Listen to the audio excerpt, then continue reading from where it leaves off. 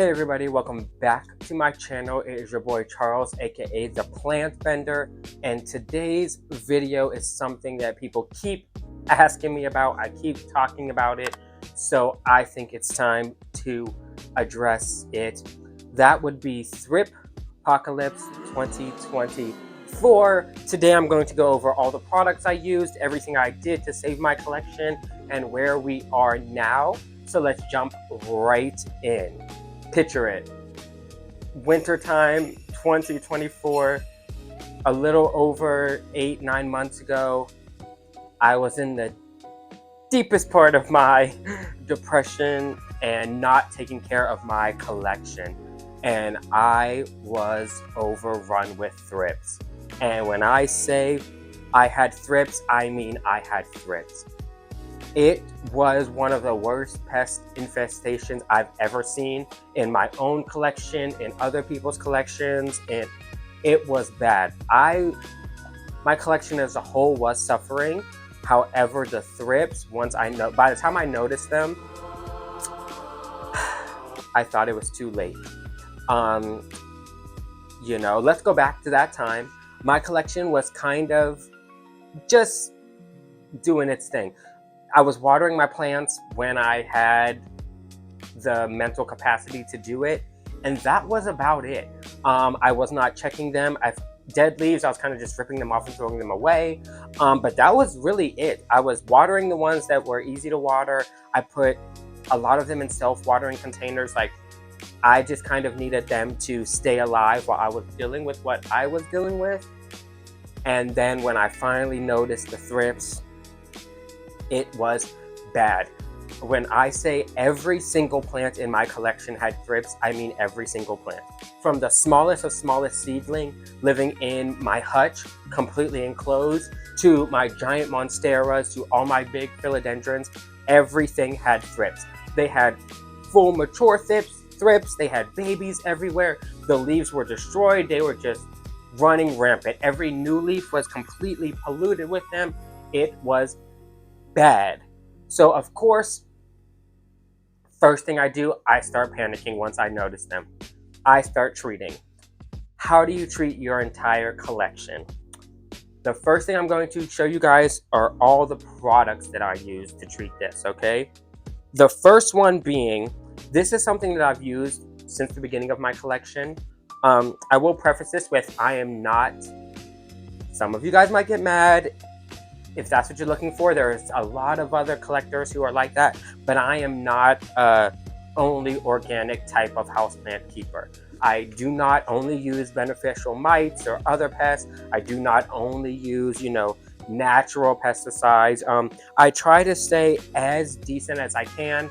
However, I do not like bugs and I do not like pests. So my first thing being my insecticidal soap here.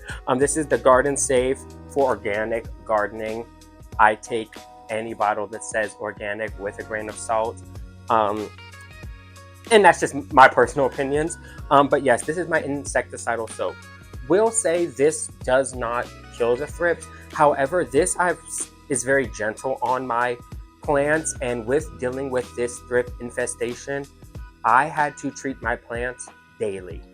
I was treating them daily. So not only were the thrips killing my plants, obviously constant pest treatment, but I will go over that.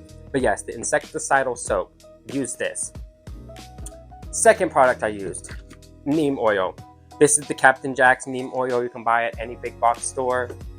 Use this along with Captain Jack's dead bug. This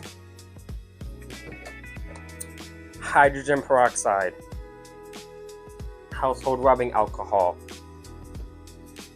Dawn dish liquid, which is at my kitchen right now, didn't want to bring it over here to film, and then diatomaceous earth. Those are all the ingredients I use to tackle this infestation. Now, where did I start? Some of my plants I was comfortable cutting back. I had a really large monstera that I still have. I cut him back. I just cut all his leaves off. I was ready. I didn't care. I chopped him all down. I had a lot of plants. I just cut their leaves off, cut them down to stumps. All of my alocasias I cut down. A lot of my philodendrons I chopped down. I just did a huge chop across my whole collection and cut down a lot of things. All of my hanging plants had thrips. My pothos had thrips.